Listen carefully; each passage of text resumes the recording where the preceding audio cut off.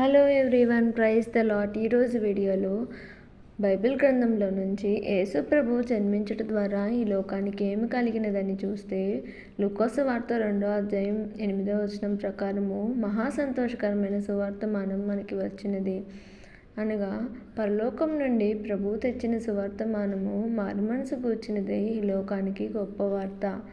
ఎవరెవరు మారుమనసు పొందాలి, ఎందుకు మారుమనసు పొందాలి, మారుమనసు పొందితే మనకు కలిగేవి ఏంటి అని ఈరోజు వీడియోలో తెలుసుకుందాము.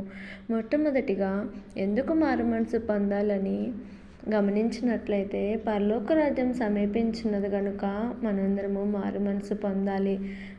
ఎందువల్ల మనం మారుమనసు పొందాలని చూసినట్లయితే, మనకి దేవుని ఎదుట పాపక్షమాపణ దొరుకుతుంది. కావున పాపక్షమాపణ పొందుట కొరకు మనము మారుమనసు పొందాలి.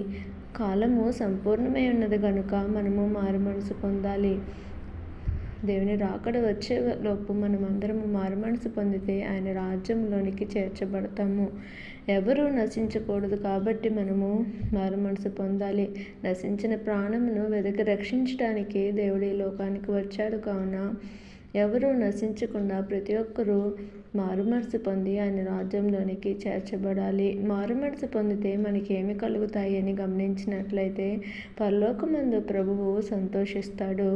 మనము మారుమనసు పొంది, ఒక పాపి మారుమనసు పొంది నిత్య రాజ్యంలో ప్రవేశించుట కంటే మరి ఎక్కువైన సంతోషం నాకు లేదని దేవుని వాక్యం సెలవిస్తుంది. కావున మనము మారుమనసు పొందినప్పుడు దేవుడు సంతోషిస్తాడు. అదేవిధంగా మనము పరిశుద్ధాత్మ అను వరము పొందుకుంటాము. మన పాపములు తుడిచివేయబడతాయి. రెండవ మరణం మనకు ఉండదు. పరలోక రాజ్యంలో మనము ప్రవేశిస్తాము. ప్రతి ఒక్కరూ మారుమనసు పొందాలని దేవుడు తన రాకడ ఆలస్యం చేస్తున్నాడు. కావున మనందరము మారుమనసు పొంది ఆయన రాజ్యంలోనికి చేర్చబడాలి. అదే దేవుడు మన ఎదుట నుండి కోరుకుంటుంది. మారుమనసు పొందిన మనము ఆయన ఎదుట నమ్మకంగా జీవించాలి. అదేవిధంగా అనేకుల కొరకు మనము ప్రార్థించేవారిగా ఉండాలి. అట్టి విధమైన మారుమనసు దేవుడు మన ఎదుట నుండి కోరుకుంటున్నాడు. ఆ విధంగా మనందరం ఉండుటకు దేవుడు మనకి సహాయం చేయనుగాక.